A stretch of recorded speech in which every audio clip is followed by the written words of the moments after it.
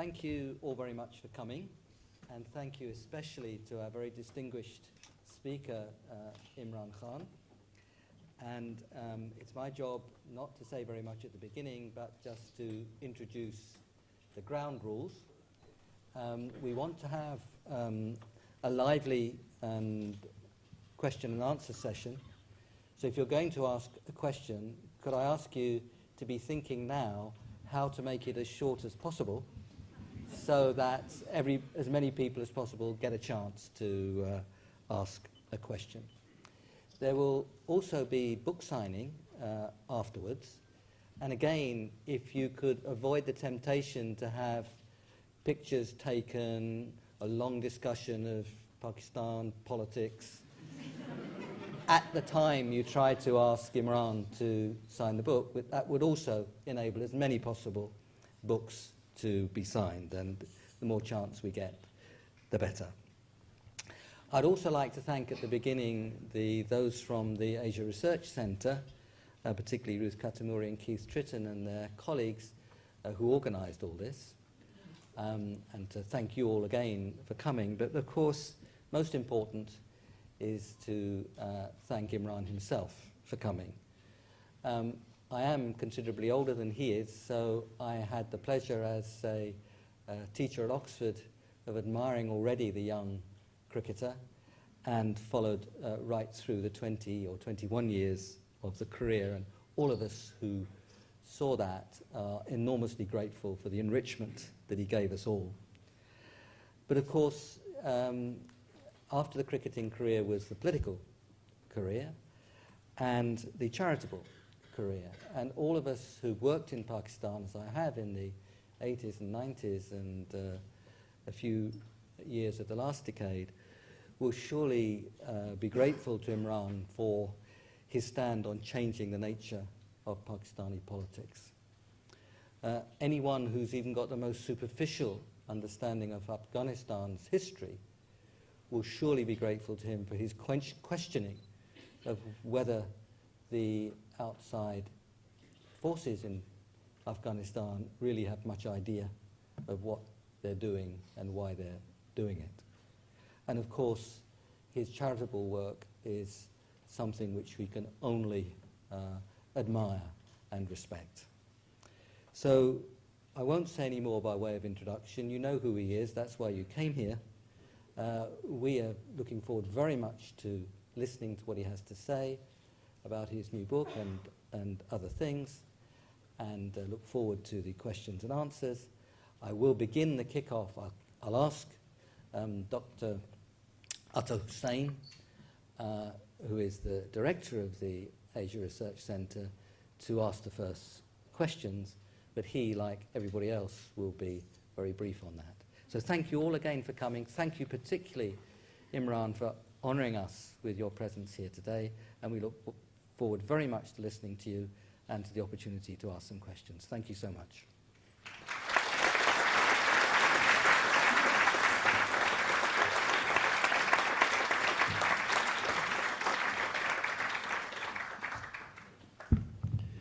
Thank you, Professor Stern.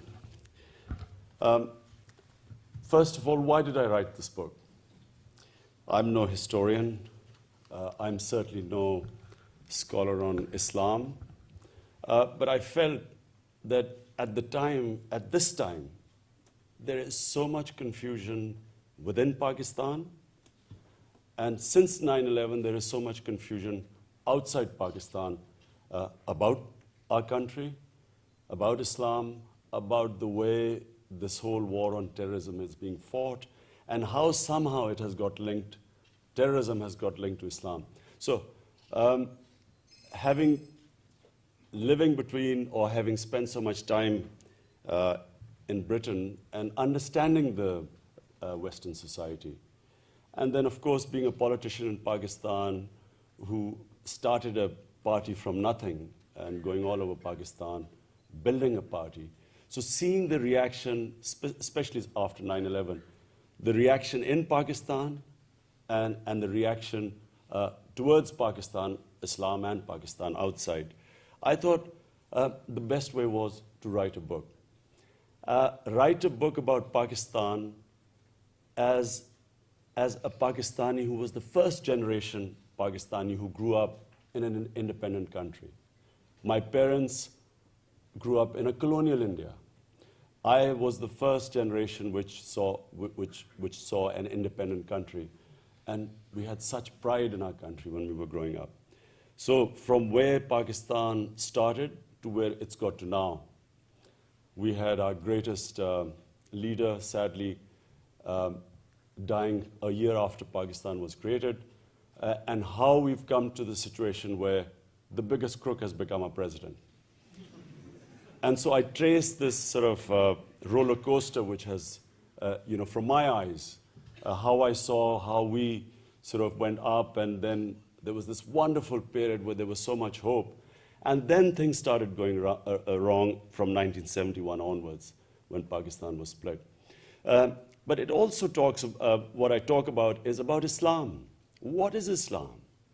Because there's so much confusion within Pakistan and the westernized Pakistanis or the English who go to English medium schools, how they perceive Islam, what a common man perceives Islam to be, and then how Islam is perceived from outside.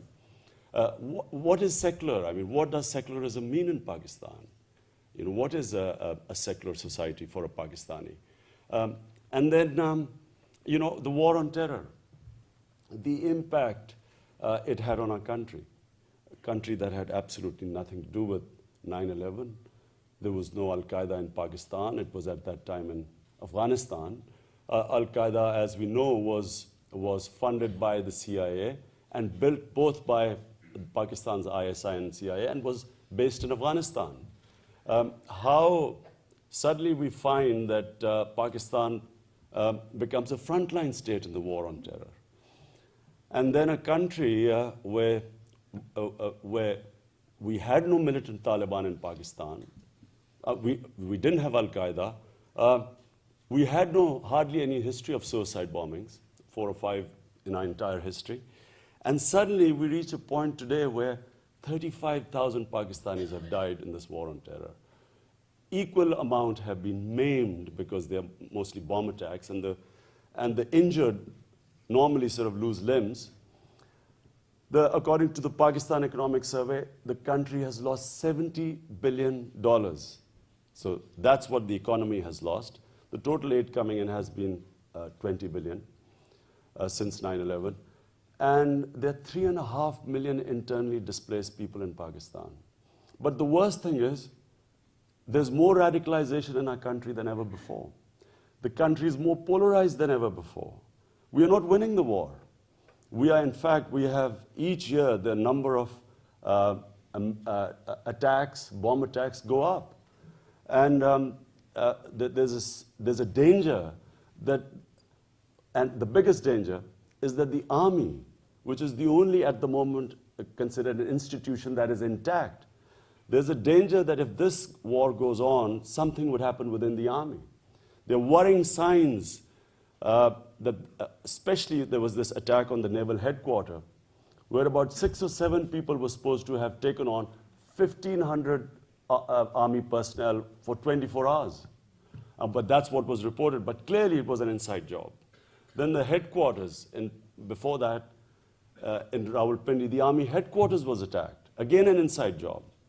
Then the commando headquarters, where 50 commandos were blown up, again an inside job. So Musharraf was attacked twice, both times from within the army. So there's a worry in Pakistan that, if something happens from within the army, that is the nightmare scenario which we're all scared of. And then there doesn't seem to be any solution, because all we are having is more of the same in Pakistan. Recently, there was an attack on the American embassy in Afghanistan, in Kabul, and immediately Pakistan is now being asked to go into North Waziristan. Now, already Pakistan can barely cope with the amount of terrorism. Going into North Waziristan means for something like 5,000, or what we are told about 5,000 Haqqani Taliban group, which is supposed to be North Waziristan, for 5,000 fighters, we are going to go into an area where 350,000 people live. And so to explain to people, what is the tribal area of Pakistan? I happen to be probably one of the only politicians in Pakistan who's been all over the tribal area, and I actually wrote a book about 20 years back called The Warrior Race, about the history of the tribal area and what that place is. Why is it the most unique place in the world? Every man is armed. Every man is a natural warrior. This area has resisted every conqueror throughout history. And the basic social structure of that area, where every village is like the ancient Greek city-state, where it has its own parliament, its own jury system. And so it's people are totally living in an autonomous place where every village is independent. And so there's no central authority. They've never known any central authority. So the moment the Pakistani troops were sent there in 2004, what has happened was going to happen, because it's happened throughout history. And the most worrying thing was that the British went along with the Americans in Afghanistan. The British know the history of that area. They have left so much literature on the three Afghan wars and 80-year experience in the tribal areas. And so because they have not known any central power, whenever an outsider was going to come, what the tribes were always going to get together, and what we're seeing right now was going to happen. So what are the Taliban? That's the next question. Is this an ideological war? Or are these just political Taliban? In other words, Taliban have come out because of a reaction to Pakistan's military operations in the tribal areas. And so my opinion is that unless a proper diagnosis is done of who's your enemy, as the Chinese proverb says, know your enemy. Unless you know your enemy, this war is not going to end. And I did a couple of times. I brought people from the tribal area. Once a Malik from Waziristan. I got him on the most popular program, Capital Talk, to sit and tell the people what was going on. And then I got from another agency, a tribal Malik who came and sat down, and just so that people in Pakistan understood what was going on. Because what is happening is that from 2004 onwards, the more operations Pakistani army conducted in the tribal areas, coupled with the drone attacks, the more the collateral damage, the more militancy started growing, because revenge is an integral part of their genes, their character. Ever since time memorial, the whole tribal system depends on hospitality to any outsider and revenge if anyone in the family is killed. So here was Pakistan Army bombing from helicopter gunships, F-16s, artillery from 20 kilometers away, and telling the people of Pakistan as if there was some army there. They were bombing villages. And villages had women and children. So it took 2 years of collateral damage to create what became the Pakistan Taliban. We did not have any militant Taliban, as I said, even when Taliban were in power in Afghanistan. So we created the Taliban through these military operations, and from day one, I was the one stood up in the assembly, opposed this. And so, unfortunately, since 9/11, this narrative, either you're with us or against us, it just killed any debate. So if you did not go along with the military operations, you were pro-Taliban. And similarly, in the case now of polarization, Salman Taseer, our governor, gets shot because he's caught on the other side of the divide. That if you say anything which is perceived to be anti-Islam, you're pro-American and sort of anti-Islam. So this polarization has grown. The more military operations, the more collateral damage, the more suicide attacks. And this year in Pakistan has been the bloodiest year. Also the same in Afghanistan. Remember, they're fighting the Pashtuns. So there are 1 million armed men in Pakistan's tribal area. Just to make you understand the problem, there are 1 million armed men in Pakistan's tribal area. So my solution was that you win them over to your side and use them to isolate the real terrorists, the ideological Taliban or Al-Qaeda, or what were the old jihadi groups, which were Lashkar-e-Taiba. So rather than isolating them by winning the tribal people over to our side, which happened in the beginning, by the way, the tribal people handed over 250 foreign fighters to Pakistan Army initially. But when the operation started, gradually the whole Pakistan army was perceived as a mercenary army of the Americans. So they started fighting the Pakistan army, which then started attacking the villages, bombing. So eventually now we have 30 Taliban groups in Pakistan. And we have reached a stage where the army does an operation, comes back, and the Taliban or the fighters move away. The moment the army comes back to the cantonments, they come back in again. And so it's just a never-ending war. The solution lies, as I said, in winning the people over to your side. There is no military solution. There never can be a military solution there. When you have 1 million armed men, it's the most senseless policy to push them towards the terrorists who threaten the West, Al-Qaeda, or the terrorists which would operate from Pakistani soil. So it doesn't make sense to push these people in the other direction rather than winning over to your side, which can only happen through a political solution. The same is in Afghanistan.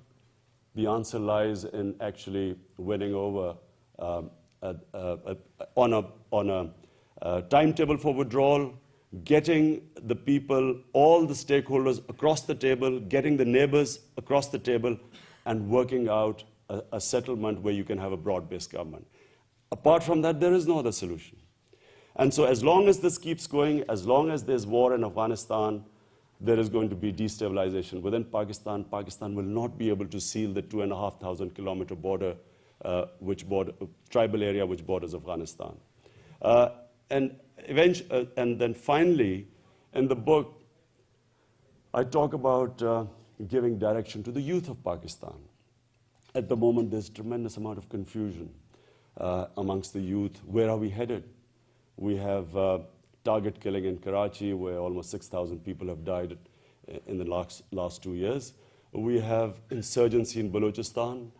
All along the tribal belt, we have 140,000 soldiers in our tribal areas. There's lawlessness. Kidnappings, just to give you an idea, because of high unemployment and inflation, kidnappings in Punjab, which is considered the most peaceful place right now, most lawful place in Pakistan right now, from 900 kidnappings in 2008, it's gone to 13,000 kidnappings in 2011. So the sort of what we are seeing, the lawlessness and unprecedented corruption. So what is the way out of it? In this gloom,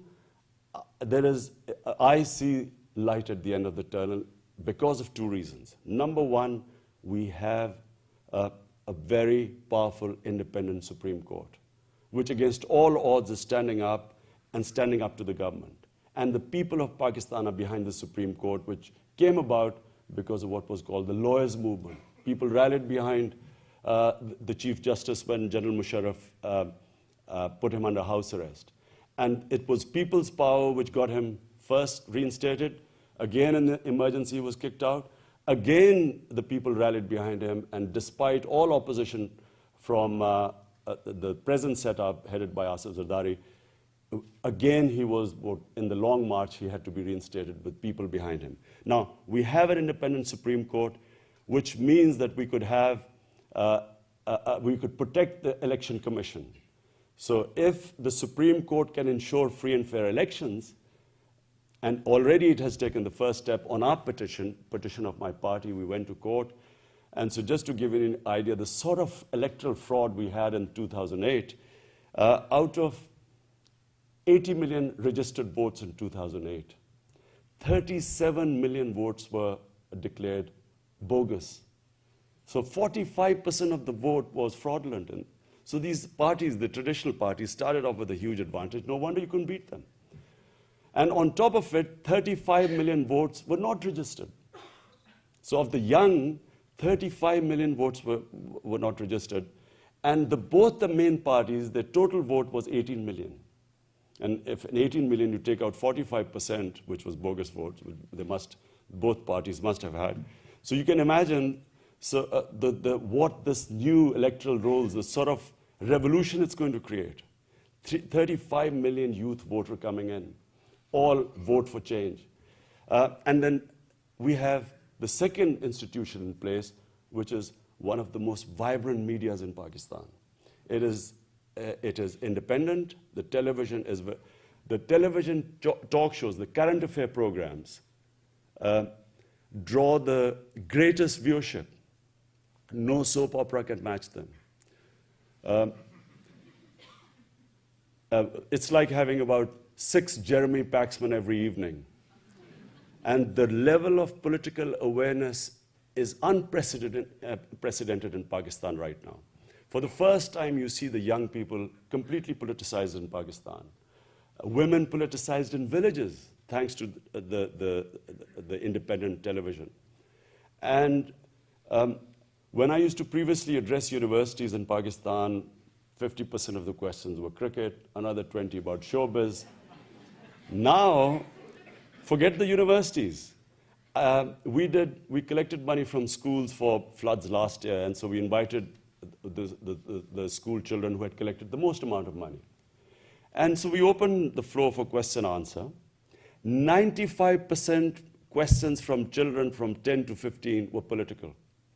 So the country got completely politicized.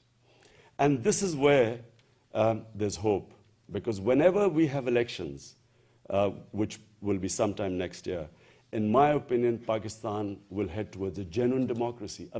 The biggest revolution is going to take place through the ballot box.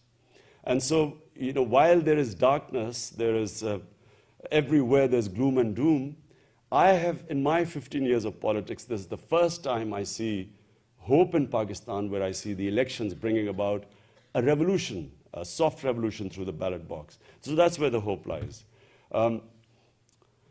But then I look forward to your questions, because I don't know what aspects you want me to talk about the book. So, Professor Stern, I look forward to the questions.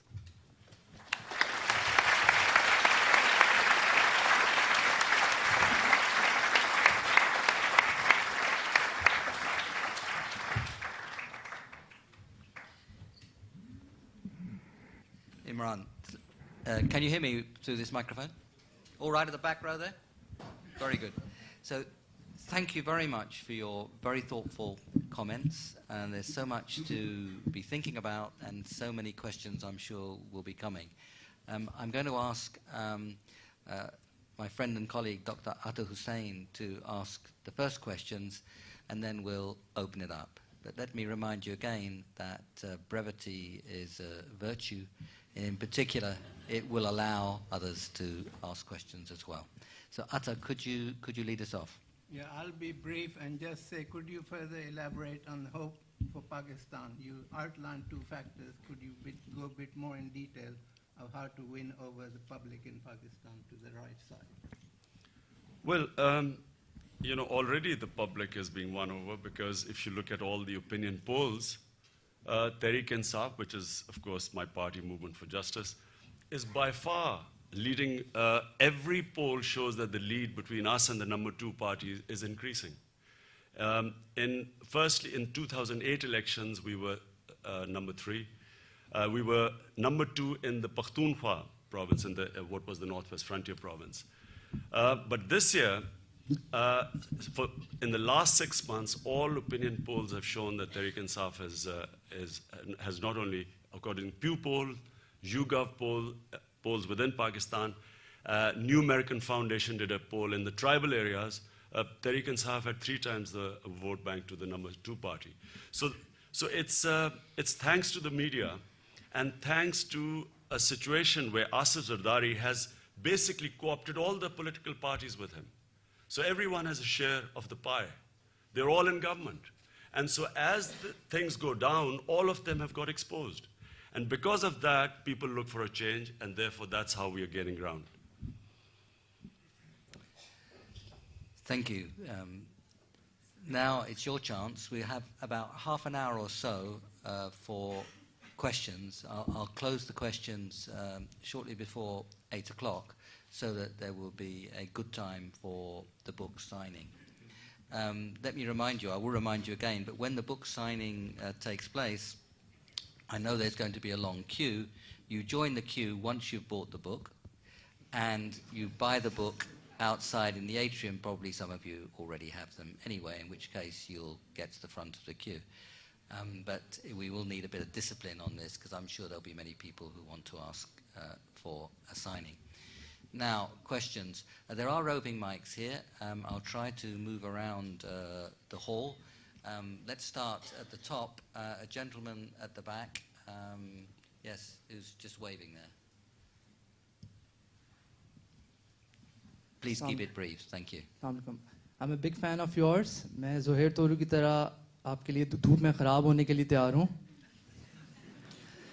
My question is, what non-Pakistani leader, past or present, is your role model and why? A role model past was, of course, Jinnah, Qaeda-e-Azam, and the reason was that Jinnah, was a man who never ever compromised on his goals, and his goals were completely selfless. He was dying of TB, and yet he never gave up the struggle.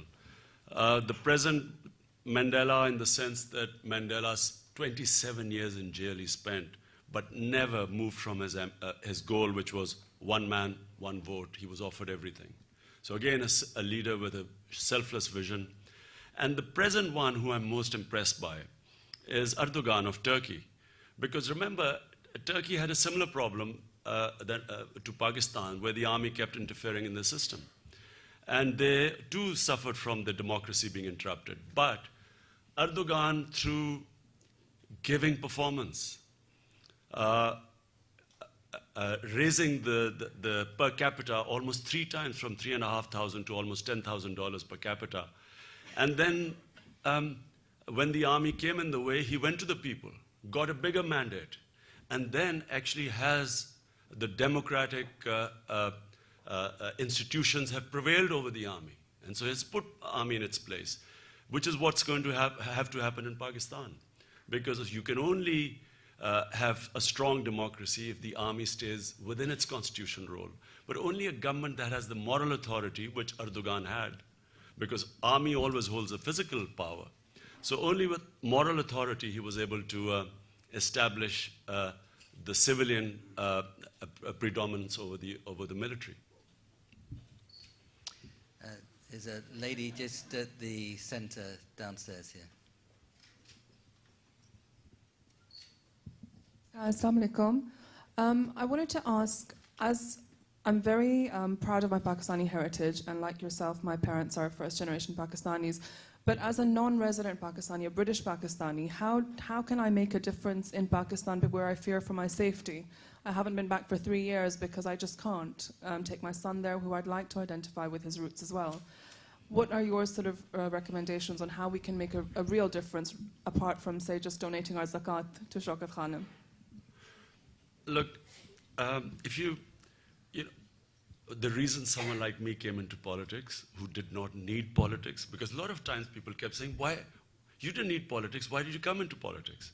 In fact, those people who don't need politics, unless they come into politics, we are stuck with this political mafia, which uses politics to do big business. So basically, if you want to know why the main 2 parties or 3 parties are doing politics, all you have to do is look at the assets of their leaders before they came into politics and what they become now. And you will know why they are in politics. So unless those people who don't need politics, and the strength of Tehreek-e-Insaf is that our top hierarchy, which no one knows, people don't know them, but they are all people who have excelled in other areas and who've come into politics because they feel that now is the time to fight for the country. Only way you can bring about a change is through politics. And if people who get scared from the mafia, who can do something, and in Pakistan you have very capable people, but they always, I feel, take the easy route and go outside Pakistan and go out for easy pickings. So if your best brains are not willing, or the best qualified people are not willing to go into politics, we'll always be run by crooks. I mean, how can it happen that the biggest criminal becomes our president? It's a collective failure of all of us. And I have to, by the way, say my party was the only party that that did a demonstration when Asif Zardari was going to become the president, saying that we are not part of this crime. To tell our younger generations that, how can someone like him have become a president? But it's because, unfortunately, our educated classes are too soft. And they just find politics too rough, and they take the easy route out. Gentlemen, right And so answer is, join Tehreek-e-Insaf. Gentleman right up in the top corner there.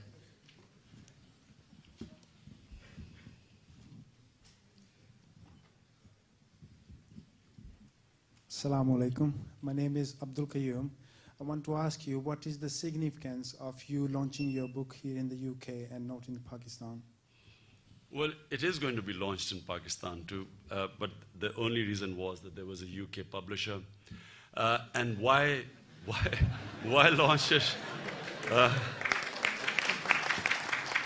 And why? Because I gave you two reasons for the book. One is, for the Pakistani youth, but also for the way Pakistan is perceived outside Pakistan. I remember when I was still married, and my wife had to come after 9/11 to Pakistan. Everyone used to give her a farewell that last time they would see her. And they really believe there's such a lot of misconceptions about Pakistan, and about Islam. And so I thought it's very important to, and by the way, I have spoken to think tanks in Britain. I've said exactly the same thing I said about Taliban years back, that unless they know what the Taliban is, know your enemy, they're not going to win the war. And I said this in America, all to the main think tanks. I met senators, Harry Reid, Joe Biden, all of these people I've said this. But 3-4 years back. But I thought that maybe it's important that the people in Britain and maybe perhaps in America should know what is going on. No one knows what's going on. I mean, how can people sitting here understand that what drone attacks are doing? How can, in a civilized society, allow this, that a drone attack in a village eliminates suspects? Remember, suspects, their wives, children, anyone who happens to be there. How a drone attack takes place is that someone a spy puts a chip on some house saying that there are militants there.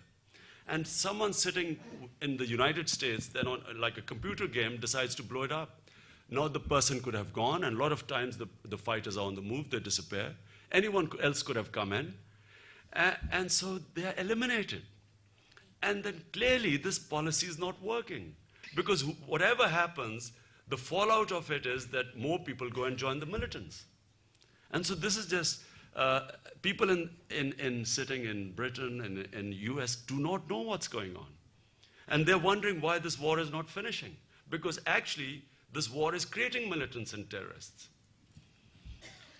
Perhaps I could also add that there's no better place for open and uninhibited discussion than the London School of Economics. That's why I came here. The gentleman in the tie right at the back there. Please, downstairs. Yeah. Whichever party wins next year's elections, and hopefully it's Tehreek-e-Insaf, how do you propose the executive can exert control over the ISI so it's not pretending to do one thing and actually doing something else surreptitiously? And also, how do you propose the executive can control the army to prevent it from holding or attempting another coup? Well, first of all, ISI and army is the same thing. Let's not try and separate them, because ISI is the army's intelligence wing, and the same person, which is the army chief, controls both. There's this idea that this is a rogue organization which is out of control. I don't think that's the case, because what little I have my interaction with ISI is, firstly, the moment a ruling elite of a country makes money out of war, that is where all the problems begin. We were some 20, 30 years back, our ruling elite made money by creating jihadis. Today it is making money by killing the same jihadis. There is a big contradiction when your objective is to fight terrorism, but then you're also making money out of it. I mean, General Musharraf in his book talks about handing over 700 people for bounty to the Americans. That is breaking all laws of Pakistan. That is breaking, that's a human rights violation, that a person is innocent until proven guilty. And whatever happened with the Osama case, whether as the CIA chief said it, Pakistan was complicit or incompetent, either way, what should never happen again is that we should never live of aid. A country that lives of aid, and especially in this case, basically getting money to bomb our own people. That's what we essentially did. Because if you follow the events from 2003-4 onwards, when the army went into Waziristan, it was because the Americans pushed the Pakistan army to go there. And we had a leader who thought at the time that this is also a good way of making dollars. So our troubles are because a ruling elite minted dollars out of a war, and the people of Pakistan lost both times. In the 80s, we lost out. Again, we have, as I said, 35,000 people dead. What did we have to do with the war? Yes, we should have helped the US. We should have given them intelligence. They had been attacked by terrorists. We should have given them all help. But why commit suicide by sending our own army in the tribal areas? So the answer to your question is, the whole contradiction starts when you use a war to make money. And that's what Pakistan did. Pakistan's ruling elite did that. And then there had to be a double game. If their interest was the war should go on, which I'm not saying that that's what they're doing, but if they're being suspected of a double game, it was an honorable government. It should have said, we're pulling out of the war. If you suspect our intentions, we'll pull out of the war. And I can tell you when Tehreek-e-Insaf government, inshallah, comes to power after the next election, first thing we will do is no more aid. No aid. What aid does is it stops us making those reforms which are needed to balance the budget, sort of raise revenues and cut down our expenditure. When you have aid, it's just like treating cancer with Disprin. So for a little while you feel better, but the cancer is spreading. So now we have such a huge deficit that the country is locked onto it. If tomorrow the Americans decide to stop aid, we go belly up. So first of all, no more aid. Then raising taxes, raising tax revenue, not raising the taxes, but just taxing the rich. At the moment, the poor subsidize the rich in Pakistan. Rich don't pay any taxes. We all know how much our former prime minister, who's a billionaire, has these whole building in Mayfair. You know how much tax he paid? Yes, 5,000 rupees, which is $60. And of course, Asif Zardari didn't pay any tax at all. So when you're ruling elite, and when they don't pay taxes, they made laws so rich can evade taxes. And so, poor people are taxed through this, which is what is causing massive inflation. So the main thing is, in Pakistan, no aid, fight corruption through rule of law and a strong, independent anti-corruption bureau, strengthen the judiciary, and raise the tax revenues by taxing incomes above a certain level, whatever the income, whether from agriculture, wherever the income comes, don't raise the taxes, but tax the rich. Pakistan has the lowest tax GDP ratio in the world, 9%. India has 18%. In my opinion, Pakistan could have 25% tax GDP ratio. Because here's someone who is given more money than anyone in Pakistan. The country that gives the highest per capita charity gives the lowest tax. It's simply because people do not trust the government. And neither the rich pay taxes, people don't trust the government because of corruption, and the money is not spent on them. So if we can fix this, to fix Pakistan, you need to raise taxes, tax revenue, you need to fight corruption, and we need to pull out of this war on terror and make it our war. And guarantee to the Americans that once it becomes our war, there will be no terrorism from Pakistani soil, which is what surely the rest of the world wants from us. But only a credible sovereign government can do it. A government that is perceived to be a stooge of the Americans can never fight terrorism, because the terrorism or militancy is directed at that same government too. None of our senior government officers or a president or prime minister can come out in the public. Lady in the front row here, upstairs.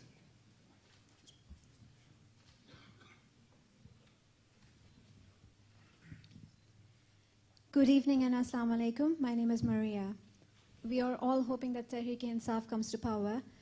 You have talked very rightly about the need to win over the alienated groups all over Pakistan, especially in the tribal areas. Does it not seem that the fundamental ideology of our people has been turned against all forms of establishment, be it the government or the army, to an almost irreversible degree? How do you propose to overcome the challenge of winning them over, and how do you change the perceptions that they have of us? Well, because I have been to the tribal area, my party, according to all the surveys, is the number one most popular party in the tribal area, simply because I took an independent stand from day one that this was wrong. I was opposed to the military operation. Actually, after the East Pakistan debacle, where Pakistan Army went into East Pakistan, I promised myself I would never, ever back military operations. Never. They have always been counterproductive. Whether in Balochistan, whether in Karachi, whether in Sindh, in all the tribal areas at the moment, we have got nowhere with military operations. And neither have the Americans succeeded, by the way. And Rand Corporation survey that in last 40 years of all the insurgencies, only 7% have been solved by military. So I have never believed in military operations. As a politician, I believed in a political solution, and I offered to mediate between the Taliban and the Pakistan government, and for that I was called pro-Taliban. But now I'm pleased to see that Hillary Clinton and everyone wants to talk to the Taliban, but they're not talking to them. But there is no other solution. So therefore, the way to win this war is to win the people of tribal area to your side. And the way to do that is a truth and reconciliation. So you have announced a package of truth and reconciliation. Detach yourself. No government that is perceived to be a stooge of the Americans can ever have the credibility to talk to the militants. Only a government that is perceived to be independent can open dialogue, truth and reconciliation, compensate them for the devastation we have caused in the tribal areas, and then isolate the real terrorists. Remember, know your enemy. The real terrorists are Al-Qaeda, who can hit Western targets. That no Pashtun has ever been involved in international terrorism. And certainly the Pashtuns there, I mean, they live in medieval times. There's no way they'd be spotted even in Pakistan, forget about coming out into the Western countries. And the other threat, of course, are the jihadi groups like Lashkar-e-Taiba, all created during the Afghan jihad.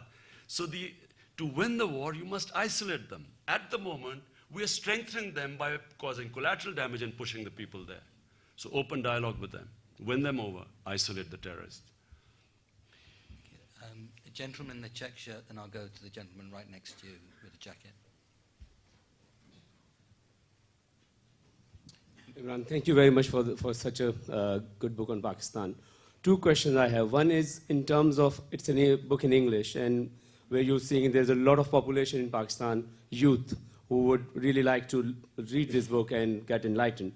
Are there any plans to have a Urdu version of the book available on a cheaper price so that, your message goes widely? There is an Urdu version coming up, and it'll be in 2 weeks, it'll be ready. And yes, that is the main version going all over Pakistan.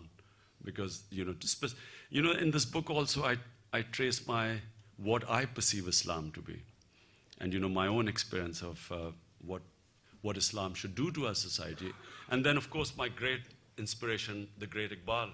So I think it's very important for our young people to have direction right now, because they're so confused, are you secular, are you liberal, as if the problem is some between fundamentalists and liberals. And that's why everyone is confused about the Middle East, the Arab Spring. They don't know what it is. But basically, people in Pakistan want a change, want democracy, want rights, want taxation with representation. All the things which people in the West have. Gentlemen, just to your right, then we'll go back upstairs. Thank you very much. Hi, Imran. My question, a couple of questions. One question. One question with two parts. We are around about 16 months away from general elections. Would you like to share with us today how many registered members your party has made so far? And secondly, are you in a position now to fight all Pakistani seats, provincial and national? Okay, now people in Pakistan, we are being attacked by saying, have you got enough candidates? Now look, there are two ways of fighting parliamentary elections in a parliamentary democracy. One is the traditional way in Pakistan, where you have candidate-based party. So parties must have candidates from various constituencies. For instance, in a district, there would be 3 or 4 political houses. So to win the elections, you would want a strong candidate from that political house. And so if you have enough of those candidates, and then the party has a certain amount of vote bank, you think that you will be able to win the election. And then, of course, a little bit of help with the establishment, and you're through. But the other model is Zulfikar Ali Bhutto's model in 1970, where I still remember what happened. He did not have the candidates. He just had a vote bank, and the young people supported him. So all my generation, we were all with Bhutto. All our parents, my father's generation, certainly were with the Muslim League. So in the end, they were only expecting, Bhutto was expecting 15 seats. But once the young and the passion of the youth is with you, and once an idea catches fire, then it's the candidates who run to you. So already, although there are no elections right now, but because our vote bank has increased, we have candidates coming from all over Pakistan to want to stand for us. Problem is, most of them are crooked. And so it's not a question of getting candidates, it's a question of getting clean candidates. This is our real challenge. Because in order to win the next elections, we must give the people of Pakistan an alternative to the old politics. And the only way we can do it is by having either candidates from old constituencies who are clean, and that not many of them, or just having new young people from preferably political houses, but young people who are clean, who represent change in Pakistan. And my prediction is that this is going to be the biggest tsunami in Pakistan the next election. Because what I'm seeing in Pakistan, I have never seen this. I remember 1970 when Zulfikar Ali Bhutto's wave came. But this is unprecedented because the first time people in Pakistan fear about the survival of the country. It's never happened before. I mean, I go places and people say, you know, you've got to save the country. I never have seen such desperation in Pakistan before. And I'm talking about people in Karachi who would never think, Urdu speaking, would never think of another party. Today, they're so scared of what is happening in Karachi because all political parties, as is coming out in the Supreme Court, all political parties have their terrorist wings, militant groups.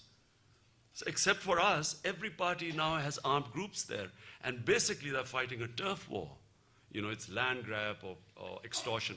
So because there's fear that the country might not survive, people are desperate for a change. And thanks to the media, we have really, the party is growing. So just you talked about membership. We opened, 4 weeks ago, we gave a number, an SMS number to join us.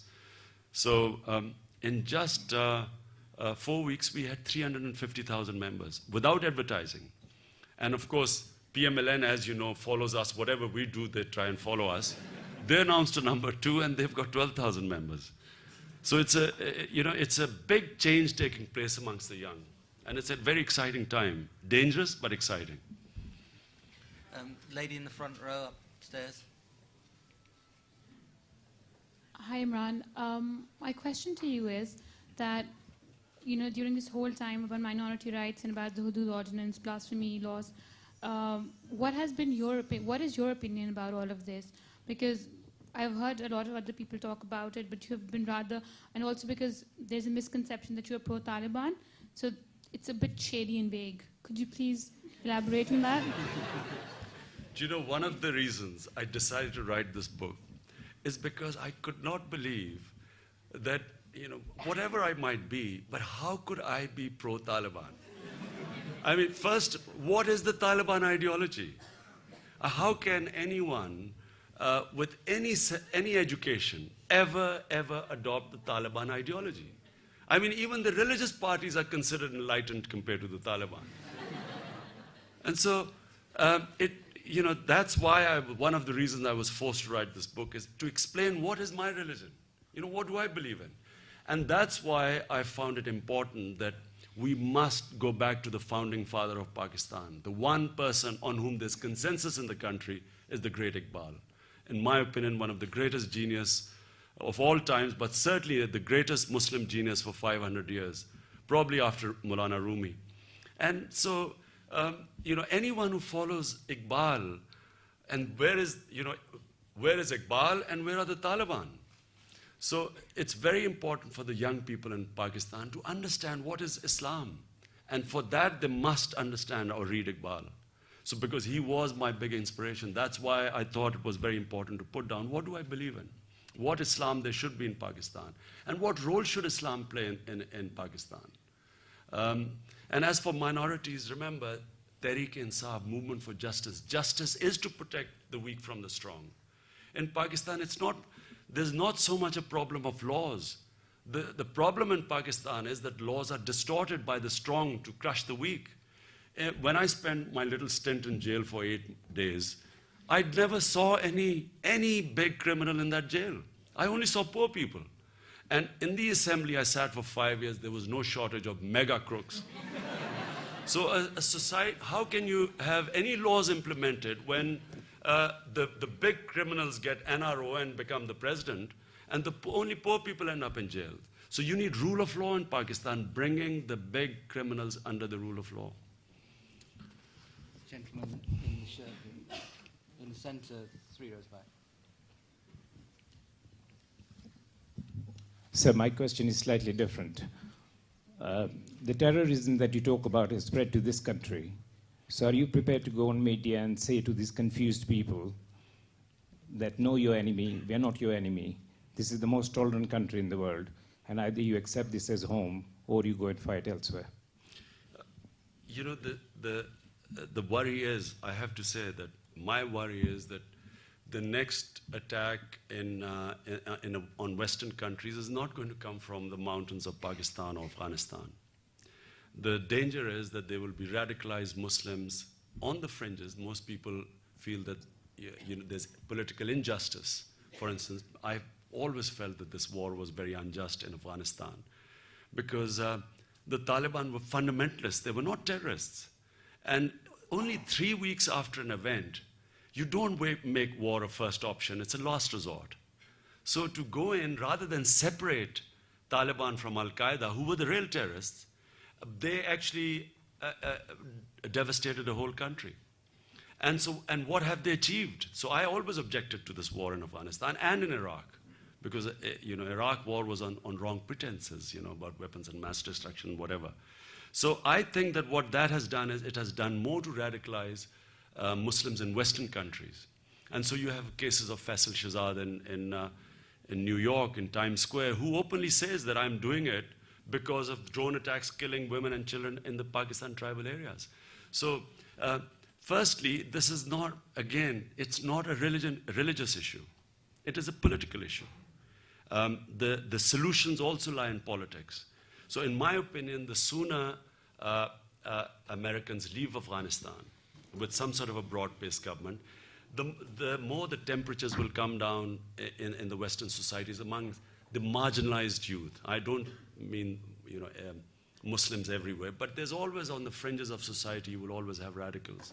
And I always worry, and especially now after May 2nd, Osama being found in Pakistan, I worry for Pakistan. If something happens, I as a Pakistani worry that immediately we will be, somehow we will be blamed. So there's a lot of fear in our country. And hence it's very important to deal with this war on terror and rationalize it, and deal with it politically. Moderate Islam is not the answer. Dealing with political issues is the answer.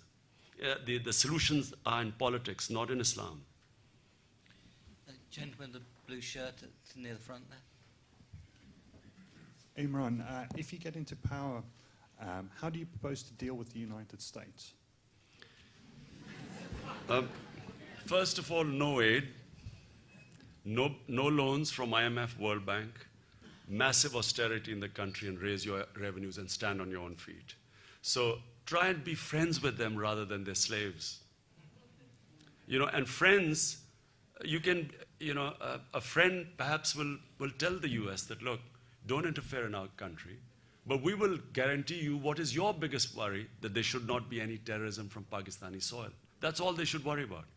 We don't want any interference, because all it does is, the kiss of death is whenever a Pakistani politician adopts US policies. So poor Benazir never stood a chance. The moment she came in with backing Bush's agenda and landed in Pakistan, she was a dead woman. Because it meant that people who were petrified of her getting into power had an easy alibi. They could bump her off and blame it on the Taliban or Al-Qaeda, which is what they did. But clearly, every evidence is that there was a massive cover-up. So when the US patronizes a puppet, neither can the puppet deliver for the US, and he certainly cannot deliver for his own country. So I think that the US should change its policy towards the Muslim world and stop patronizing these puppets. It's failing in the Middle East. It's a matter of time before there's a revolt against all the puppets. Because of social media, information revolution, no longer can you get away with the sort of things that happened in the Cold War and so on, or the dictators could control information. You can't control it anymore. And so it's much better to have a relationship like the US has with India, where it's a relationship with the population, with a democracy, not with one person. And that's what the US should think of, having a relationship with Pakistan. But certainly, I as a Pakistani, we don't want to be anti-US or fight a war against the US, but we certainly don't want to be their lackeys. Lady at the far back, on the far back corner there.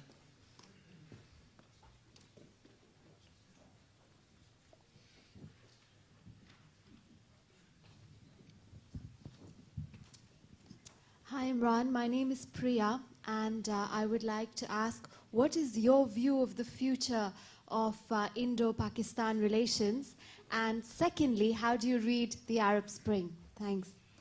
Well, about Indo-Pak relationship, as I've always maintained, you can't change your neighbors. So you have to live. You have to live with them in a civilized manner. And unfortunately, we haven't had a very civilized relationship with them. Even when there have been talks, there's been, backstabbing, agencies playing their role, RAW this side, ISI the other side. We have to have a new relationship with India. And I think it should be now a relationship where we decide that all our problems will be decided politically. So politically, as long as this comes in the forefront, that every issue will be decided on the dialogue table, and end to these role of the agencies. It's a disaster for both countries. Pakistan is blaming India in Balochistan. India is blaming Pakistan in Kashmir. And so this will go on, unless there's a new relationship now. And I think if we look ahead, the future of the subcontinent is very bright. India is emerging as an economic giant. There's China on one side. Pakistan, if it gets its house in order and we start trading in this whole area, this would be, it would benefit everyone. And also it would stop this huge amounts of money being poured into arms, both sides of the border. So I'm one who believes in changing the way we've been dealing with each other. Any issue on Kashmir should be dealt with on the table. It should be a political settlement of Kashmir, no longer encouraging militancy or using militants to achieve your objectives. It's not going to work, and it's already caused enough damage between the two countries. And the Arab Spring? And the Arab Spring is basically people wanting the same rights, the young people in the Arab world, thanks to the social media, wanting democracy like they have seen now in the Western world. And again, it's because of the information, people have woken up. And also this rule of puppets, where the head of state is basically towing a policy which goes against the public sentiment. So I think this is a rebellion, A, against these puppets, and secondly, a demand for democracy. This is what's happening in the Arab world. I think it's irreversible. I think there will be counter-revolutions, but eventually, this thing cannot be stopped anymore because of the social media. A gentleman, short sleeve shirt in the front here. front corner. Imran, you haven't been asked a cricket question yet. As a fast bowler, you bowl in short spells, right? 8, 10, 12 hours, and you take a rest. What's your secret for energy in politics? Secret for politics is simple. Well, okay, let me just answer what I've tried to answer in the book. The one lesson sport teaches you is that you only lose when you give up. And if you do not give up, you can win from impossible situations. And the champions are those who have the ability to learn, to take defeats, to learn from their failures, to identify and analyze their mistakes properly and accurately. A champion is who's, when he's down, he learns from his defeat and then picks himself up and again starts struggling. So as long as you don't give up, no one can defeat you. And so this is in politics 15 years. Had I not been on the cricket field for 21 years and not learned this lesson, possible that I would have given up. But having gone through that, there was never any question, because I knew that I was much better equipped for the longer term than my opponents, because they had no idea. They all played with their home umpires. I learned to play with neutral umpires. Thank you.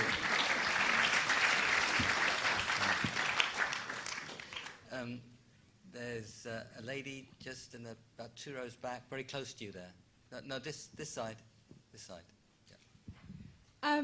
On the assumption that you will win the next election, inshallah, how do you plan on implementing the rule of law? And what can people from the legal profession outside of Pakistan do to help with this change?